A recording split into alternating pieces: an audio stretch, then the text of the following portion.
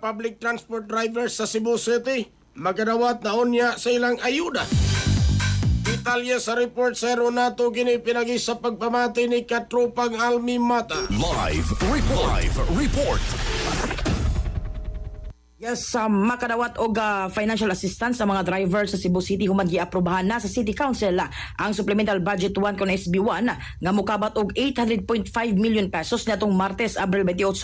Lakip sa SB1 mo ang 35 million pesos nga pondo alang sa fuel subsidy program nga gitumong sa pagtabang sa mga public utility vehicle drivers nga naigo sa padayong pagsaka sa presyo sa gasolina. Giaprobahan ang maong pondo human sa pobrableng rekomendasyon sa Committee on Budget and Finance nga gipanguluhan ni Councilor Dave Tumulak. Ang Department of Social Welfare Services kon DSWS mo mapatuman sa subsidy program nga magtabang sa mga drivers sa nagkalaing sektor sa pampublikong transportasyon.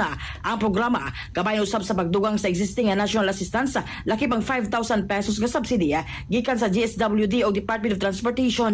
Matod ni Mayor Nestor Chival, andam ng syudad sa usa ka initial list sa mga PUV drivers nga posibleng kwalipikado sa maong ayuda. Ang listahan gihimo sa koordinasyon sa Land Transportation Franchising and Regulatory Board kon LTFRB, Land Transportation Office kon LTO o Commission on Elections kon COMELEC aron masiguro nga mga benepisyaryo mga residente sa Cebu City human sa approval sa budget girekomendar sa konseyo ang dugang nga validation aron masiguro ang tarong nga pagtarget sa mga benepisyaryo. Ang GSWS may mututok sa distribution sa ayuda ug makig-uban sa mga gila nga transport group sa pag-validate sa mga driver sa jeep, taxi, delivery vehicles ug uban pang transport services. Samtang ang mga barangay may muhatag og validation sa mga balabal drivers ug tricycle drivers sa natasatag sa kalugar. Tumong sa kung sa maong proseso nga masiguro nga tinuod rang kwalipikadong driver ang makadawat sa subsidy gilauman sa mga opisyal sa syudad nga mokabat sa 15,000 kabuok ka mga driver ang makabenepisyo sa programa kun hingpit kini nga mapatuman.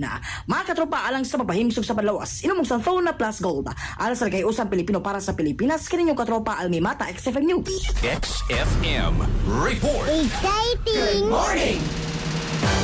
Salamat Katrupang Almi Mata sa Cebu Report. Cellphone Plus Gold, mapalit sa mga butika sa inyong lugar.